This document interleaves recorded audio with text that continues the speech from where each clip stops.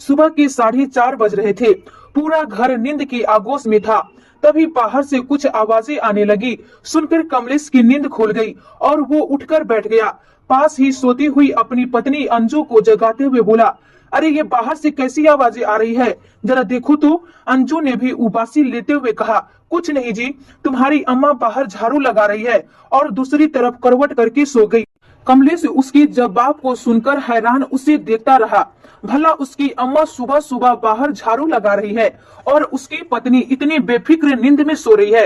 अरे मेरी अम्मा बाहर झाड़ू लगा रही है और तुम चैन से सो रही हो, शर्म नहीं आती तुम्हें? आखिर अम्मा तुम्हारी सास है, कुछ तो लिहाज करो। कमलेश ने अंजू को दोबारा जगाते हुए कहा, क्यों जी, क्यों शर्म आएगी मुझे? अम्मा जी तो मेरी सास है, लेकिन आपकी और आपके भाई गणेश की तो माँ है।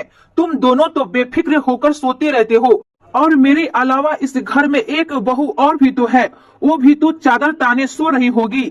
फिर सारी शर्म लिहाज की उम्मीद मुझसे क्यों? अगर अजीब लग रहा है तो जाकर बाहर अम्मा के साथ झाड़ू लगवा दीजिए और मुझे चैन से सोने दीजिए, कहकर अंजू अपनी चादर तानकर सो गई। कमलेश अंजू को देखता ही रह गया। अंजू 2 साल पहले ही शादी होकर के आई है, लेकिन आते ही उसने पूरा घर संभाल लिया, कभी किसी काम के लिए मना नहीं किया। खुद कमलेश तो कमाने के लिए बाहर रहता था, लेकिन अंजू अम्मा की सेवा के लिए यहीं रहकर अपने बेटे और परिवार को संभाल रही थी। घर में छोटा भाई गणेश अभी 4 महीना पहले ही ब्याह कर आई, उसकी पत्नी शोभा, एक छोटी बहन सुनीता और अम्मा ही तो थे। हाँ, अम्मा का स्वभाव ही थोड़ा गर्म है, उसे बर्दाश्त बहुत कम ही होता है। जो मुंह पर आता है मुंह फोड़कर बोल देती है, ये भी नहीं देखती कि सामने वाले के दिल पर क्या गुजरती है। पर फिर भी अंजू ने कभी पलटकर जवाब नहीं दिया। फिर अब क्या हो गया? उसे तो यकीन ही नहीं हो रहा था कि ये वही अंजू है जो अम्मा के उठने से पहले उठ जाती थी और सुबह से लेकर रात तक सबकी सेवा में लगी रहती थी। अभी महीने भर पहले जब वो यहाँ से मुंबई गया था तभी भी यही हाल था।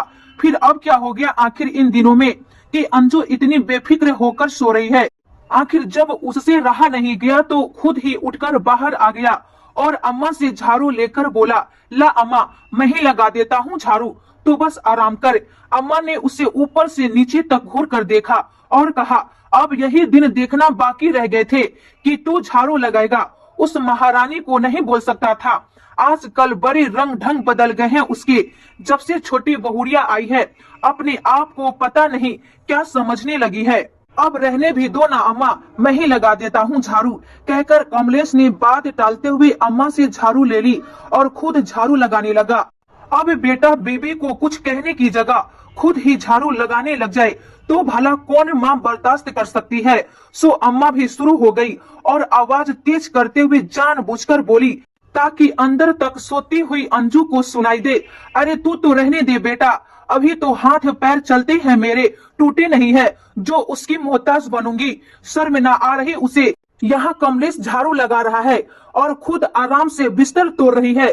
घोर कलयुग है भाई। इधर अंजू को सब कुछ सुनाई दे रहा था, लेकिन उसके बावजूद भी वो उठकर बाहर नहीं आई। आखिर वो अब फैसला चाहती थी। छोटी बहू को प्यार और बड़ी बहू को दुत्कार आखिर कब तक बर्दाश्त करती? वो तो इन सब के लिए पहले ही तैयार थी। आखिर ये सब अम्मा जी का ही तो किया धरा है। जब से वो शादी होकर आई थी अम्मा जी ने कभी भी उससे प्यार के 2 शब्द नहीं बोले। कई बार तो उसके माँ बाप तक पहुंच जाती, लेकिन सब कुछ वो बर्दाश्त कर रही थी। यहाँ तक कि पति बाहर कमाता था तो 4-5 महीने में एक बार आता, उसे उसका भी सब्र था। पर नई बहू के आते ही अम्मा जी ने जो रंग बदला उसकी तो उसे उम्मीद ही नहीं थी। कमलेश उसके लिए जब भी बाहर से कोई नए कपड़े लाता तो अम्मा जी उसे ये कहकर पहनने नहीं देती कि तेरा पति तो बाहर रहता है, भला किसके लिए सज संवर कर रहेगी, फालतू ही नए कपड़े खराब करेगी, और वो कपड़े ले जाकर अपनी पेटी में रख देती। पर जब देवर की शादी हुई और अम्मा जी ने वो पेटी के सारे कपड़े देवरानी के लिए निकाले तो उसकी आंखों से आंसू आ गए। उसने भी कहा, अम्मा जी ये कपड़े तो ये मेरे लिए लाए थे। तो अम्मा ने ये कहकर छिड़क दिया, तेरे बाप के घर में भी कपड़े देखे थे ऐसे, बेवजह का खर्चा क्यों करे जब घर में ही कपड़े रखे हो तो? अरे नई बहू को तो देना पड़ेगा, 5 आदमियों के बीच में हमारी भी इज्जत बनेगी, और वैसे भी तू कौन सा बारात भी जा रही है, यहाँ घर ही तो संभालेगी। तेरे माँ बाप के घर से जो कपड़े आएंगे शादी में वे पहन लेना। अंजू इस बारे में कमलेश से कहा तो कमलेश ने उसे शांत रहने के लिए कहा, देख अंजू, अब तो नई बहू आ रही है, तो अब तो अम्मा तुझे मेरे साथ जाने देगी तो वहां जाकर खूब मैं कपड़े दिलवा दूंगा, पर अभी शांति रख। पति की बात सुनकर वो मन मसूर कर रह गई। जैसे तैसे शादी भी निपट गई। घर में नई बहू आ गई। सच कहे तो बहू तो वही थी, अंजू तो उसके सामने नौकरानी ही थी। इतनी इज्जत तो अम्मा जी ने अंजू को भी कभी नहीं दी।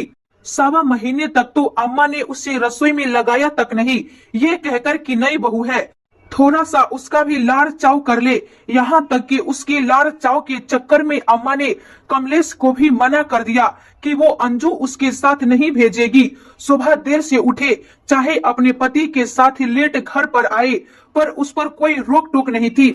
सुबह से थोड़ा बहुत काम होता तो वो करती, नहीं तो सज सवर कर अपने कमरे में पड़ी रहती, पर अम्मा जी उसे कुछ नहीं कहती। अंजू ने कहना चाहा तो अम्मा जी ने उसे ये कहकर चुप करा दिया कि तू तो तेरी देवरानी को देखकर जलती है।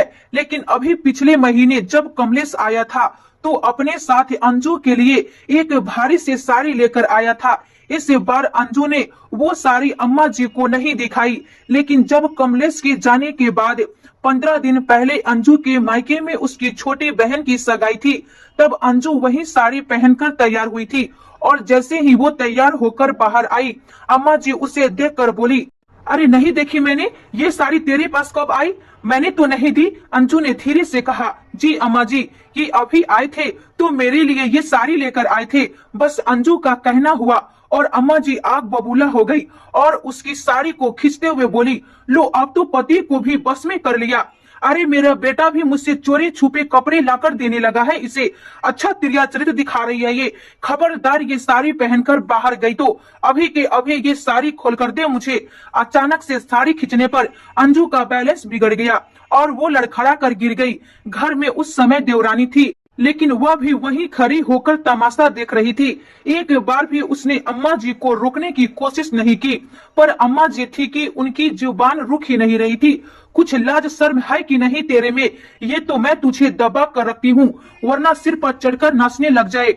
मेरा बेटा तो बाहर रहता है, आखिर इतना सज धज के किसके लिए जा रही है? उस समय गणेश भी घर पर था और ये सब देखते हुए उसने अम्मा जी को जैसे तैसे वहां से हटाया। अंजू वहीं पड़ी बिलखती रही। गणेश उसके सामने हाथ जोड़कर खड़ा हो गया। भाभी, भगवान के लिए आप ये साड़ी बदल लो और फिर अपने मायके चली जाओ, नहीं तो बेवजह घर में कलेश हो जाएगा। अपनी अम्मा को समझाने की जगह गणेश अंजू को ही समझा रहा था। अंजू एक पल के लिए सोच में पड़ गई। ना ही पति ना ही देवर, कोई भी उसके साथ खड़ा नहीं हो रहा। तभी उसकी नजर शोभा की तरफ पड़ी। उसके चेहरे पर कुटिल मुस्कान थी। बस वो कुटिल मुस्कान अंजू के मन में नस्तर से चुभ गई। हालांकि उसने कोई लड़ाई झगड़ा नहीं किया, पर वह फैसला चाहती थी। ना ही वो अम्मा का कोई काम करती थी और ना ही घर के कामों में कोई दिलचस्पी लेती थी। अब सारा वजन छोटी बहू और अम्मा पर आ चुका था। खुद का काम कर लेती और अपने कमरे में आकर लेट जाती। कई बार तो ये भी हुआ कि अम्मा और शोभा ने अंजू के लिए खाना बनाया ही नहीं, पर अंजू खुद ही रसोई में जाकर खुद के लिए खाना बनाकर ले आई। और सबसे बड़ी बात, जब जब अम्मा और शोभा आपस में चिड़चिड़ाती, अंजू उनके सामने हमेशा मुस्कुराहट लेकर आगे बढ़ जाती। देखकर दोनों और ज्यादा जल भून जाती। तभी बाहर से अम्मा की जोर से आवाज आई और अंजू की तंद्रा टूटी। उठकर वो रसोई में गई तो देखा देवरानी ने सबके लिए चाय बनाई है, सिवाय अंजू के। तब उसने खुद के लिए चाय बनाई और अपने कमरे में जाने लगी। तभी कमलेश बोला, अंजू ये सब क्या है? आखिर चल क्या रहा है ये सब? अंजू ने पलट कर कहा, देखिए अब हमसे आपकी अम्मा की सेवा नहीं होगी। या तो आप हमें अपने साथ ले चलो, नहीं तो हम जैसे हैं वैसे ही रहेंगे। बड़ी बहू है तो क्या, हम अब बर्दाश्त नहीं करेंगे। उसके बात सुनकर कमलेश तो चुप हो गया, लेकिन अम्मा जी बोली, सुन ली अपनी पत्नी की बात, कैसे घर तोड़ने में लगी हुई है। अरे इसी दिन के लिए इसे हम यहाँ लेकर आए थे कि हमारे घर के 2 टुकड़े करे। ठीक है, तुम अपना सामान पैक करो, तुम हमारे साथ ही मुंबई जा रही हो। कमलेश ने कहा तो अम्मा जी चुप हो गई और उसकी तरफ हैरानी से देखने लगी।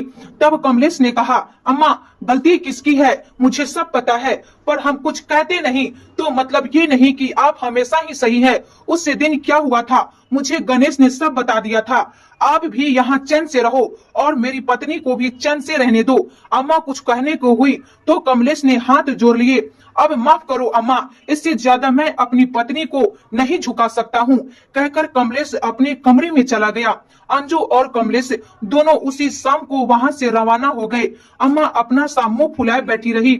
लोगों के सामने तो शुरू में जमकर बड़ी बहू की बुराइयां की, पर समय के साथ उन्हें समझ में आ गया जो सेवा बड़ी बहू ने की वो कोई नहीं कर सकता है। जो उसने बर्दाश्त कर लिया अब वह छोटी बहू बर्दाश्त नहीं करेगी। आज अम्मा जी का स्वभाव धीरे धीरे नरम पड़ चुका है, क्योंकि वो ये जान चुकी है कि उन्हें रहना तो छोटी बहू के साथ ही है, क्योंकि इतना कुछ होने के बाद बड़ी बहू तो अपने पास बुलाएगी नहीं। आशा करती हूँ दोस्तों ये